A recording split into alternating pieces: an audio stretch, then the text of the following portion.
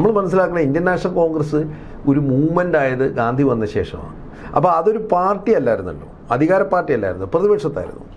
അതുകൊണ്ട് തന്നെ ഗാന്ധി സത്യാഗ്രഹങ്ങൾ നടത്തി. അപ്പോൾ ആദ്യം അവരെന്ത് ചെയ്തു? ബ്രിട്ടീഷുകാരെ അവഗണിച്ചു. പക്ഷെ ജനങ്ങൾ കൂടിയപ്പോഴത്തേന് അവർക്ക് അവഗണിക്കാൻ പറ്റിയില്ല. ഇപ്പം എന്താ സംഭവിച്ചത്? പ്രധാന പാർട്ടികളുടെ എല്ലാം, ഇന്ത്യൻ പാർട്ടികളുടെ ഒരു 4-1, പണ്ട് 6-1 4-1 MLA-മാരും MP-മാരും ഹെറിഡിറ്ററി ആയിട്ട് കൊണ്ടുവന്നതാണ്. അപ്പൻ മന്ത്രി അല്ലെങ്കിൽ MP അല്ലെങ്കിൽ MLA ആയതുകൊണ്ട് മക്കളും വരും. അപ്പോൾ അതുകൊണ്ട് പുതിയ ചെറുപ്പക്കാർക്ക് രാഷ്ട്രീയത്തിൽ അവസരമില്ല. സർക്കാരിൻ്റെ ശിങ്കിടികളായുള്ള ക്രോണിക് ക്യാപിറ്റലിസ്റ്റ് മുതലാളിമാരെ ഇപ്പോൾ ഉള്ളത് അല്ലേ? ആ മുതലാളിമാരെ മീഡിയ വാങ്ങി. ഇപ്പം നിങ്ങൾ നോക്കിയാൽ അഡാനി, അംബാനിയും ബാക്കിയുള്ളവരും ജെയിനും കൂടെ ആണ് ഇന്ത്യയിലെ ഒരു 75% മീഡിയ ചെയ്യുന്നത്. ഇതിൻ്റെ അകത്ത് ഇപ്പം ഈ യൂട്യൂബ് പോലുള്ള സാധനങ്ങളും ഈ എന്താ പറഞ്ഞ ഓൺലൈൻ മീഡിയ വന്നപ്പോഴാണ് കുറച്ചൊക്കെ സ്പേസ് ഉള്ളത്. നിങ്ങൾ നോക്കണം, പഴയ ജേർണലിസ്റ്റുകളെല്ലാം ഇപ്പം പണ്ട് ഈ യൂട്യൂബർമാരെ കളിയാക്കുമായിരുന്നല്ലോ. പഴയ രാജീവ് സർദേശായി തൊട്ട് ബാക്കിയുള്ളവരെല്ലാം ഇന്ന് ഏതാണ് ഓൺലൈൻ യൂട്യൂബ് മീഡിയയിലിരിക്കുന്നത്. നമസ്കാരം, മലയാളി വാർത്ത ഇൻസൈഡിലേക്ക് സ്വാഗതം ശ്രീ ജയസ് അടൂർ. Thank you. തലസ്ഥാനം തിളച്ചുമറിയുകയാണ്. ഡൽഹിയിൽ ഇപ്പോൾ നടക്കുന്നത് അടുത്ത കാലത്തൊന്നും ഇന്ത്യ കണ്ടിട്ടില്ലാത്ത തലത്തിലുള്ള ഒരു യുവ മുന്നേറ്റം. 2001 അന്ന് പാർലമെൻറ്റ് ആക്രമണത്തിൽ പാർലമെൻറ്റിന് മുന്നിൽ വലിയ തടസ്സങ്ങൾ പ്രത്യക്ഷപ്പെട്ടിരുന്നു. പാർലമെൻറ്റ് അടച്ചിടേണ്ട ഒരു സ്ഥിതിവിശേഷത്തിലെത്തി. സമാനമായൊരു സാഹചര്യം ഇന്നലെ ഇന്ത്യ കണ്ടു. ജന്തർ മന്ദിറിൽ മാത്രം ഒതുങ്ങി നിൽക്കും എന്ന് കരുതിയ CJP പ്രവർത്തകരുടെ ആ സമരവീര്യം പാർലമെൻറ്റിന് മുന്നിൽ വരെ എത്തി. ഡൽഹി പോലീസ് അതിശക്തമായി സമരാനുകൂലികളെ അടിച്ചോടിക്കാനുള്ള ശ്രമം നടത്തി. എന്നിട്ടും അത് വിജയിച്ചില്ല. അഭിജിത്ത് അടക്കം സമരത്തിൻ്റെ മുൻനിരയിൽ നിൽക്കുന്നവർ ഇരച്ചു കയറുന്ന കാഴ്ച.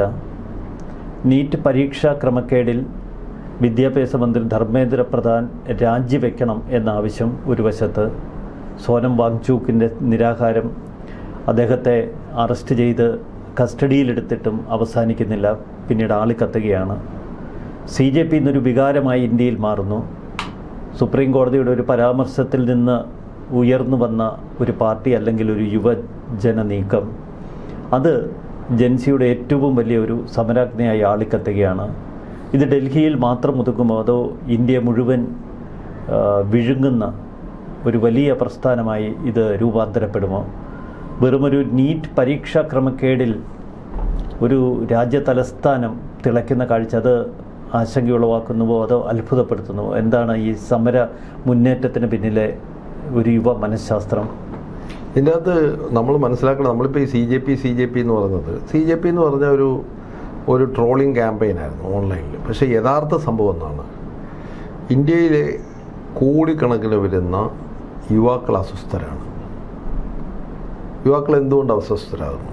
ഇന്ന് കേരളത്തിലും ഇന്ത്യയിലും എല്ലായിടത്തും അഭ്യസ്തവിദ്യരായ ആളുകൾക്ക് തൊഴിൽ കിട്ടുന്നില്ല. നമ്മൾ കഴിഞ്ഞ പ്രാവശ്യം പറഞ്ഞു ഒരു IT കമ്പനിയിൽ നിന്ന് പെട്ടെന്ന് 300 പേരെ പറഞ്ഞു കൊടുത്തു. അപ്പോൾ ഇന്ന് വരുന്നൊരു വലിയ രാഷ്ട്രീയ, സാമ്പത്തിക, സാമൂഹിക ആശങ്ക എന്ന് പറഞ്ഞാൽ, ഇന്ന് എൻജിനീയറിംഗ് പഠിച്ച് പാസ്സായ അല്ലെങ്കിൽ മെഡിസിൻ പഠിച്ച് പാസ്സായ ഒരാൾക്ക് പോലും എന്താണ് ജോലി ഉറപ്പില്ലാത്തൊരു സാഹചര്യമാണ്. അത് പലപ്പോഴും ഇതിനെ ഗോദി മീഡിയ കൊണ്ട്, അതായത് മുതലാളിമാർക്ക് വേണ്ടി നടത്തുന്ന ടെലിവിഷൻ ചാനലുകൾ, നമ്മൾ ഡൽഹിയിലെ ടെലിവിഷൻ ചാനലുകൾ നോക്കിയാൽ അറിയാം അതിൻ്റെ ഓണർഷിപ്പ് ആരൊക്കെയാണ്. ഇവരെല്ലാവരും ശിങ്കിടി മുതലാളിമാരാണ്, ഇത് നടത്തുന്നവരെല്ലാവരും. അപ്പം ഇത് ചേർന്നിട്ട് ഇവിടുത്തെ ജനങ്ങളുടെ പ്രശ്നങ്ങൾ വളരെ നിസ്സാരവൽക്കരിക്കപ്പെടുക, പ്രത്യേകിച്ച് ചെറുപ്പക്കാരുടെ. അപ്പോൾ ചെറുപ്പക്കാർ വളരെ അസ്വസ്ഥരാണ്. അതിനൊപ്പം നമ്മൾ ജെൻസി എന്ന് പറഞ്ഞാൽ ഡിജിറ്റൽ കഴിഞ്ഞ 20-25 വയസ്സുള്ള കുട്ടികൾ. ഇവർക്ക് ജോലി കിട്ടുന്നതിനെക്കുറിച്ച് യാതൊരു ഉറപ്പുമില്ല. ഇവർക്ക് ഒരുപാട് പ്രതിഷേധങ്ങളുണ്ട്. കാരണം ഇന്ന് രാഷ്ട്രീയ പാർട്ടികൾ നേരിടുന്ന ഏറ്റവും വലിയ പ്രശ്നം എന്താണ്? ചെറുപ്പക്കാർക്ക് രാഷ്ട്രീയ പാർട്ടികളിലുള്ള വിശ്വാസം നഷ്ടപ്പെട്ടു. അവരാരും ഇന്ന് രാഷ്ട്രീയ പാർട്ടികൾ ചേരുന്നില്ല. പ്രധാന പാർട്ടികളുടെ എല്ലാം, ഇന്ത്യൻ പാർട്ടികളുടെ ഒരു 4-1, പണ്ട് 6-1, 4-1 MLA-മാരും MP-മാരും ഹെറിഡിറ്ററി ആയിട്ട് കൊണ്ടുവന്നതാണ്. അപ്പൻ മന്ത്രി അല്ലെങ്കിൽ MP അല്ലെങ്കിൽ MLA ആയതുകൊണ്ട് മക്കളും വരും. അപ്പോൾ അതുകൊണ്ട് പുതിയ ചെറുപ്പക്കാർക്ക് രാഷ്ട്രീയത്തിൽ അവസരമില്ല. അതിനുവേണ്ടി സമയം അവർക്ക് രാഷ്ട്രീയം ഉണ്ടെങ്കിലും ഈ കക്ഷി രാഷ്ട്രീയത്തിൽ അവർക്ക് വിശ്വാസമില്ലാത്തൊരു സിറ്റുവേഷൻ. രണ്ടാമത് അവർക്ക് ജോലിക്ക് ഒരു വിശ്വാസ്യതയില്ല. 3, ഇവർ കുറച്ചുനാൾ വിദേശത്തൊക്കെ പോയി, വിദേശത്ത് ഒരു സാധ്യതയില്ല. അപ്പോൾ സാധ്യത മങ്ങിയപ്പോൾ പ്രതിഷേധമായിട്ട് വന്നു. അതിൻ്റെ ഒരു അനുനരണമായിരുന്നു, അതിൻ്റെ ഒരു മാറ്റൊലിയായിരുന്നു ഈ കോക്രോച്ച് ജനതാ പാർട്ടി എന്നുള്ള ഒരു ട്രോള് വന്നത്. അതൊക്കെ പോയി ഇപ്പോൾ. പക്ഷെ അതൊക്കെ പോയി CJP എന്ന പേരിൽ തന്നെ അല്ല, CJP എന്ന് അതൊക്കെ വിട്ടു, അതിൻ്റെയൊക്കെ അപ്പുറമായി. ഇപ്പോൾ CJPയിൽ ഇല്ലാതെ എത്രയോ പേര് എനിക്കറിയാവുന്നവർ, എൻ്റെ വീട്ടിൽ നിന്നുള്ളവർ പിന്നെ ബാംഗ്ലൂരിൽ ഈ സമരത്തിൽ പോയി പങ്കുകൊണ്ടു. കേരളത്തിൽ എത്രയോ പേര്. കാരണം CJP എന്ന് പറഞ്ഞൊരു ഏക സാധനമല്ല, അതൊരു ട്രിഗറായിരുന്നു. ആ ട്രിഗർ ജനങ്ങളുടെ അസ്വസ്ഥമായിക്കൊണ്ടിരിക്കും. എന്താണ് പിന്നെ നേപ്പാളിൽ നടന്നത്? നേപ്പാളിൽ അങ്ങനെയുള്ള പാർട്ടിയാണ് ഇപ്പോൾ ഭരിക്കുന്നത്. അതെ, ഇന്ന് പ്രധാനമന്ത്രി നരേന്ദ്രമോദി BJP എംപിമാരോട് പറഞ്ഞിരിക്കുന്നു, യുവാക്കളെ പ്രകോപിപ്പിക്കുന്ന തലത്തിലുള്ള ഒരു സംസാരവും പ്രസ്താവനയും അരുത്. അവരുടെ ആവശ്യങ്ങളോട് ന്യായമായി പ്രതികരിക്കണം, അതിനെ അനുഭാവപൂർവ്വം കാണണം. ഇത്തരമൊരു സന്ദേശമാണ് ഇന്ന് പ്രധാനമന്ത്രി സ്വന്തം പാർട്ടിയിലെ എംപിമാർക്ക് നൽകിയിരിക്കുന്നത്. കറക്റ്റ്. പക്ഷേ അത് ചെയ്തില്ലെങ്കിൽ അത് അവർക്കറിയാം. കാരണം എന്ന് പറഞ്ഞാൽ ഈ വരുന്ന ഈ ഇന്ത്യയിലും കേരളത്തിലും ഒക്കെ ഉള്ള യുവാക്കൾക്ക് ഗവൺമെൻറ്റിൽ വിശ്വാസം നഷ്ടപ്പെടുന്നു. കക്ഷി രാഷ്ട്രീയ പാർട്ടികളിൽ വിശ്വാസം നഷ്ടപ്പെടുന്നു. അതുകൊണ്ടാണ് ഇപ്പോൾ എല്ലാവരും ചോദിക്കുക എന്നോട് പ്രതിപക്ഷം ഇവരെ സപ്പോർട്ട് ചെയ്യുന്നത്. അവർ പറഞ്ഞു ഞങ്ങൾക്ക് പ്രതിപക്ഷത്തിൻ്റെ സപ്പോർട്ട് വേണ്ട, ഞങ്ങൾ ഒറ്റയ്ക്ക് ഇരിക്കുകയാണ്. അപ്പോൾ ഇത് ഒരു തരത്തിൽ സിവിൽ സൊസൈറ്റിയുടെ സാധാരണ പൗരന്മാരുടെ അസ്വസ്ഥതയാണ്. വേറൊരു തരത്തിൽ ചെറുപ്പക്കാർ നേരിടുന്ന ഭീകരമായ അവസ്ഥയാണ്, തൊഴിലില്ലാത്ത അവസ്ഥ. ഈ പറയുന്ന നമ്മൾ പറഞ്ഞല്ലോ, ഈ രൂപയുടെ മൂല്യം കുറഞ്ഞു വരുന്നൊരവസ്ഥ. അപ്പോൾ ഇങ്ങനൊരു അവസ്ഥയിൽ നീറ്റ് പോലൊരു പരീക്ഷയിൽ നിങ്ങൾ മനസ്സിലാക്കണം, ഈ 25 ലക്ഷം അല്ലെങ്കിൽ 30 ലക്ഷം പേര് എഴുതുന്നൊരു പരീക്ഷയിൽ ഭയങ്കരമായ അഴിമതി നടക്കുന്നു. അപ്പോൾ പല വിദ്യാർത്ഥികളും 8ാം ക്ലാസ് തൊട്ട് തുടങ്ങുന്ന പരിപാടിയായത്. അവരുടെ ജീവിതാഭിലാഷങ്ങൾ, പഠിക്കാൻ പോലുള്ള അവസരങ്ങൾ നഷ്ടപ്പെടുത്തുന്നു. ഇതിൻ്റെ പ്രതിഷേധമായിട്ടാണ് CJP എന്ന് പറഞ്ഞ ഓൺലൈനിൽ തുടങ്ങിയത്. പക്ഷേ ഓഫ്ലൈനിൽ ഇന്നലെ ഷബാന ആസ്മി ഉണ്ടായിരുന്നു. ഇന്ന് ഇന്ത്യയിലെ മിക്കവാറും സിവിൽ സൊസൈറ്റി ഓർഗനൈസേഷൻസ് ഉണ്ട്.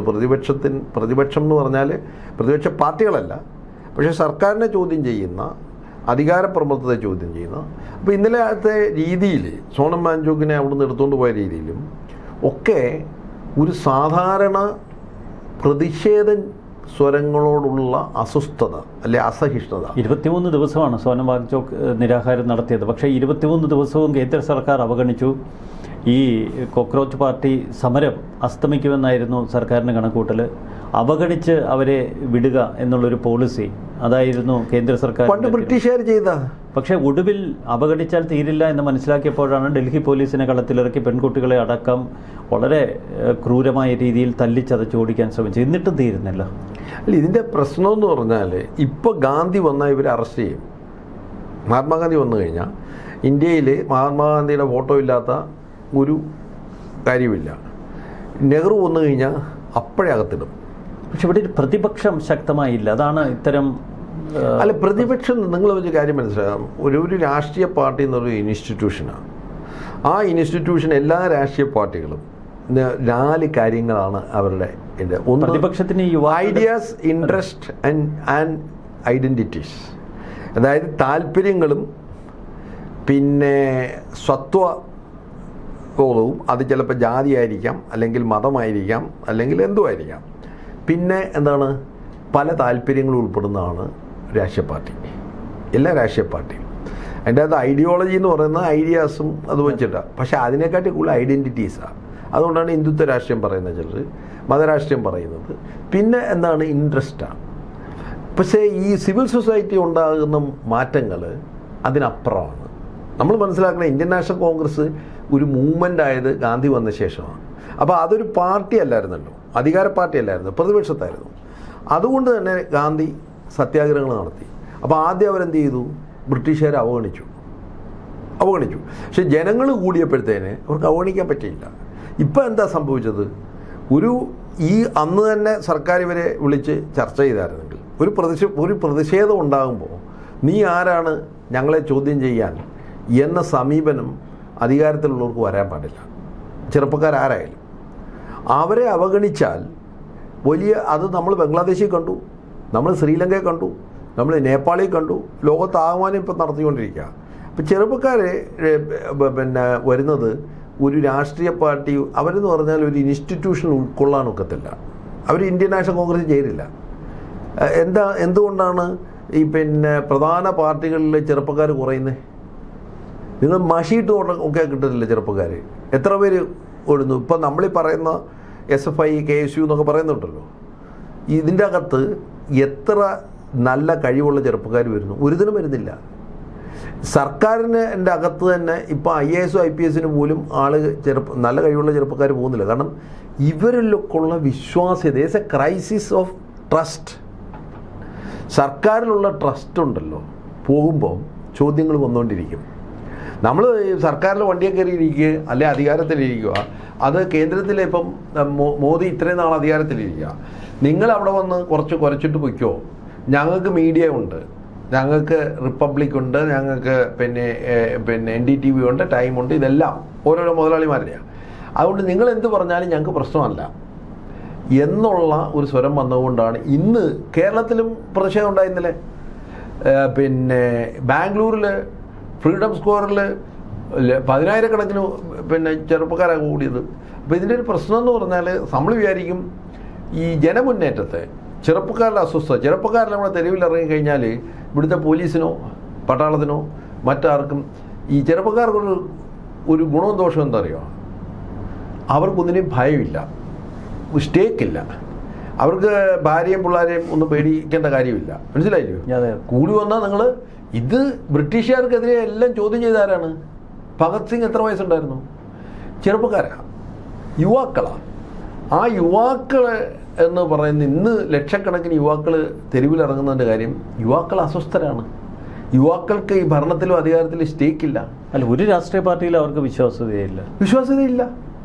ഇല്ലാത്തതിൻ്റെ കാര്യം നിങ്ങളിപ്പോൾ BJPയിലായാലും എല്ലാ പാർട്ടിയും കോൺഗ്രസ്സിലായാലും എല്ലാം നിങ്ങൾ നോക്കുക. ചെറുപ്പക്കാർ ഭരണത്തിലും അധികാരത്തിലും വരുന്ന 90%, ഒരു വലിയ ശതമാനം ആരുടെ മക്കളാണ്? ഇപ്പം തലമുറ കൈമാറി എന്ന് പറയുന്നത് നേതാക്കന്മാരുടെ മക്കൾ എല്ലാം അധികാരത്തിൽ വരും. സാധാരണ ചെറുപ്പക്കാർ അധികാരത്തിൽ വന്നു കഴിഞ്ഞാൽ ഇപ്പോഴത്തെ ചെറുപ്പക്കാർക്ക് എന്തുകൊണ്ട് വിശ്വാസമില്ല രാഷ്ട്രീയ പാർട്ടിയിൽ? കാരണം രാഷ്ട്രീയ പാർട്ടികൾ അവരുടെ താല്പര്യങ്ങൾക്കനുസരിച്ച് നിൽക്കുന്നില്ല എന്നുള്ളൊരു വിശ്വാസം അവർക്കില്ല. സർക്കാരിൽ എന്തുകൊണ്ട് വിശ്വാസമില്ല? സർക്കാർ നടത്തുന്ന നീറ്റ് പോലുള്ള പരീക്ഷകളിൽ വിശ്വാസം നഷ്ടപ്പെട്ടു. അത് കോടതിയിൽ എന്തുകൊണ്ട് വിശ്വാസമില്ല? കോടതിയിൽ പോയാൽ നിങ്ങൾ വെറും പാറ്റകളാണ്, നിങ്ങൾ വെറും ഇപ്പോഴത്തെ പിള്ളേർക്ക് ബോധമില്ല എന്നുള്ള രീതിയിലാണ് പറയുന്നത്. അപ്പോൾ കോടതിയിൽ വിശ്വാസമില്ല, സർക്കാരിൽ വിശ്വാസമില്ല. കാരണം അവിടെ നീറ്റ് പോലെ 25 ലക്ഷം ഇതിൽ ചെയ്യുന്നു. പോലീസിൽ വിശ്വാസമില്ല. അപ്പോൾ എന്താ ചെയ്തതെന്നല്ല നിങ്ങൾക്കറിയാമോ? മഫ്തിയിലുള്ള പോലീസുകാരെ വിട്ടിട്ട് ഗുണ്ടാഗിരി അവിടെ കാണിച്ചിട്ട് മറ്റു ഗുണ്ടകളെ അതിൻ്റെ ഇടയ്ക്ക് ഇറക്കി വിട്ടിട്ട് അവർ പ്രശ്നം ഉണ്ടാക്കി എന്നിട്ട് ഇവരെ തല്ലിച്ചതയ്ക്കുക ചെയ്ത്. അപ്പോൾ എന്നിട്ട് ടെലിവിഷൻ്റെ വാർത്ത എന്താണ്? മൊത്തം ഗുണ്ടകളായിരുന്നു അവിടെ. ഇത് സമരം നടത്തുന്ന വിദ്യാർത്ഥികളല്ല, ചെറുപ്പക്കാരല്ല, ഗുണ്ടകളായിരുന്നു. അപ്പോൾ അങ്ങനെ ഒരു നാരേറ്റീവ് ഉണ്ടാക്കിക്കൊണ്ട് പിന്നെ പ്രതിഷേധിക്കുന്നവരെല്ലാം രാജ്യത്തിൻ്റെ വിരോധികളാണ്. കഴിഞ്ഞ 10 കൊല്ലം കേരളത്തിൽ എന്തെങ്കിലും സംസാരിച്ച് അവർ പറയും അവർ വികസന വിരോധികളാണ്. രണ്ടാമത് പറഞ്ഞാൽ എന്താ പറയുക? അവർ കേരളത്തിൻ്റെ വിരോധികളാണ്, അവർ കേരളത്തിനെതിരാണ്, കേരളത്തിൻ്റെ വികസനത്തിൽ താല്പര്യമില്ലാത്തവരാണ്. അപ്പം കഴിഞ്ഞ 10 കൊല്ലം എന്തൊക്കെ പ്രതിഷേധം കേരളത്തിലുണ്ടായോ അത് അവർ കേരളത്തിനെതിരാണ്. മനസ്സിലായോ? അപ്പോൾ അങ്ങനെയുള്ള ഒരു അതുകൊണ്ട് തന്നെ ഇവിടുന്ന് അധികാരത്തിന് വെളിയിൽ പോയെ. ഇപ്പം മോദി സർക്കാർ കാണിക്കുന്നത് ഇവരെ അവഗണിക്കുക എന്നുള്ളതാണ്. നിങ്ങൾ മനസ്സിലാക്കണം, കഴിഞ്ഞ 2012 അവിടെ ഒരു വലിയ പിന്നെ എന്താ പറയുക ഇന്ത്യ അഗൈൻസ്റ്റ് കറപ്ഷൻ എന്ന് പറഞ്ഞ് നീങ്ങി. അതിൽ നിന്നാണല്ലോ പിന്നെ കേജ്രിവാളൊക്കെ വരുന്നത്. സത്യം പറഞ്ഞാൽ മിഡിൽ ക്ലാസ്സിലുള്ള വിശ്വാസം നഷ്ടപ്പെട്ടു പോയി ആ ക്യാമ്പയിനിൽ. മിഡിൽ ക്ലാസ്സിലുള്ള നഷ്ടപ്പെട്ടു. അത് പക്ഷേ മീഡിയയുടെ സപ്പോർട്ടോടുകൂടി നടത്തിയ ക്യാമ്പയിനാണ്. അന്ന് NDTV ഒന്നും ഗോദി മീഡിയ ആയിട്ടില്ല. ഇപ്പം എന്ന് പറഞ്ഞാൽ ഇംഗ്ലീഷ് ടെലിവിഷനും ഹിന്ദി ടെലിവിഷനും ഇന്ത്യയിലെ പ്രധാന ടെലിവിഷനുകളെല്ലാം ഭരിച്ചിരുന്ന കാലഘട്ടമാണ് അന്ന്. UPA ഭരിച്ചിരുന്ന കാലഘട്ടം. പക്ഷെ അന്നും ഇതുപോലെ ഒരു അടിച്ചിറക്കുണ്ടായി. കേസുകൾ ഒരുപാടുണ്ടായിരുന്നു, ആരോപണങ്ങളുണ്ടായിരുന്നു. ഇപ്പം അഴിമതി ഇല്ലയോ? ആരോപണങ്ങളില്ല. ആര് പറഞ്ഞു? ആരോപണങ്ങളില്ലെന്ന് പറഞ്ഞാൽ പിന്നെ മീഡിയ അനങ്ങില്ല, പേടിയാ. ഗോദി മീഡിയ ഇല്ലയോ? ആരോപണങ്ങൾ വരും. സർക്കാരിൻ്റെ ശിങ്കിടികളായുള്ള ക്രോണി ക്യാപിറ്റലിസ്റ്റ് മുതലാളിമാരെ ഇപ്പോൾ ഉള്ളത് അല്ലേ? ആ മുതലാളിമാരെ മീഡിയ വാങ്ങി. ഇപ്പം നിങ്ങൾ നോക്കിയാൽ അഡാനി അംബാനിയും ബാക്കിയുള്ളവരും ജെയിനും കൂടെ ആണ് ഇന്ത്യയിലെ ഒരു 75% മീഡിയ ചെയ്യുന്നത്. ഇതിൻ്റെ അകത്ത് ഇപ്പം ഈ യൂട്യൂബ് പോലുള്ള സാധനങ്ങളും ഈ എന്താ പറഞ്ഞ ഓൺലൈൻ മീഡിയ വന്നപ്പോഴാണ് കുറച്ചൊക്കെ സ്പേസ് ഉള്ളത്. നിങ്ങൾ നോക്കണം, പഴയ ജേർണലിസ്റ്റുകളെല്ലാം ഇപ്പം പണ്ട് ഈ യൂട്യൂബർമാരെ കളിയാക്കുമായിരുന്നല്ലോ. പഴയ രാജീവ് സർദേശായി തൊട്ട് ബാക്കിയുള്ളവരെല്ലാം ഇന്ന് ഏതാണ് ഓൺലൈൻ യൂട്യൂബ് മീഡിയയിലാണ് ഇരിക്കുന്നത്. കാരണം ഇവർക്ക് ടെലിവിഷനിൽ അടുക്കാനൊക്കില്ല. പക്ഷേ ഇതിൻ്റെ ഒരു പ്രശ്നമെന്ന് പറഞ്ഞാൽ ടെലിവിഷൻ ഇന്ന് ആൾക്കാർ കാണുന്നില്ല. ആൾക്കാർ യൂട്യൂബും സോഷ്യൽ മീഡിയ നോക്കുന്നത്. അപ്പോൾ അവിടെയാണ് ഡിസ്കോഴ്സ് നടക്കുന്നത്. സർക്കാരിന് പറ്റിയതെന്ന് പറഞ്ഞാൽ അവിടെയാണ്. ഇവർ ടെലിവിഷനെല്ലാം മേടിച്ചു. ടെലിവിഷനിൽ സർക്കാരിൻ്റെ കഥയാണ് പറയുന്നത്. ഇവരെല്ലാവരും രാജ്യവിരുദ്ധരാണ്, ഇവർക്കെല്ലാം വേറെ ഏതാണ്ട് അജണ്ടയുണ്ട്, ഇവർക്ക് വിദേശ സഹായമുണ്ട്, ഇതിൻ്റെ പുറകിൽ ചില രാജ്യങ്ങളുണ്ട് എന്നിങ്ങനെയൊക്കെയാണ് ഈ പിന്നെ ടെലിവിഷൻ പറയുന്നത്. പക്ഷേ പ്രശ്നം ഇവർക്ക് മനസ്സിലാക്കിയെന്തറിയോ? ഈ ഡിജിറ്റൽ ജനറേഷൻ ടെലിവിഷൻ കാണുന്നത് നിർത്തി. അവർ കാണുന്നത് ഓൺലൈനിലാണ്. ഇല്ല, ഡിജിറ്റൽ ജനറേഷൻ അവർക്ക് അവരുടേതായ ഒരു വലിയ ലോകമുണ്ട്. അത് തിരിച്ചറിയാൻ പലപ്പോഴും ഈ പഴയ തലമുറയ്ക്ക് കഴിയുന്നില്ല. അവരുടെ ഒരു വലിയൊരു സമഭാവനയുള്ളൊരു വലിയൊരു വിഭാഗമുണ്ട്. അവർക്ക് ഈ ജോലിയിൽ നിങ്ങൾ മനസ്സിലാക്കണം. ഈ നേപ്പാളിൽ സംഭവിച്ചത് എന്താണെന്നറിയാമോ?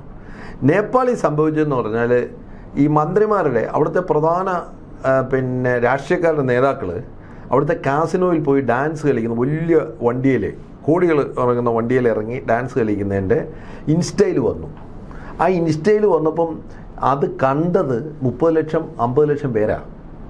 ഇത് കണ്ടിങ്ങനെ ചൂടായിരിക്കുന്ന കക്ഷിയാണ്. ഈ ഇപ്പോഴത്തെ അവിടുത്തെ പ്രധാനമന്ത്രി റാപ്പ് മ്യൂസീഷ്യനായിരുന്നു ബാലൻ ഷാ. പുള്ളി മ്യൂസിക് വെച്ചിട്ട് ഇവരെ ഈ അഴിമതിയെയും അധികാരത്തെയും കോരി അങ്ങനെ പുള്ളി ഒരു ഇൻഡിപെൻഡൻ്റായിട്ട് ഇവർക്കെതിരെ നിന്ന് കാഠ്മണ്ഡുവിൽ ജയിച്ച ആളാണ്. 35 വയസ്സുള്ള. ഇപ്പോഴെന്ത് പറ്റി? ഈ ജെൻസി റവല്യൂഷൻ വന്നല്ലോ. ഇവരെല്ലാവരും കൂടെ ഇറങ്ങി അവിടുത്തെ പ്രധാന നേപ്പാളി കോൺഗ്രസിനെയും UMLനെയും മാവോ പാർട്ടിയെയും മൊത്തം തോൽപ്പിച്ചു.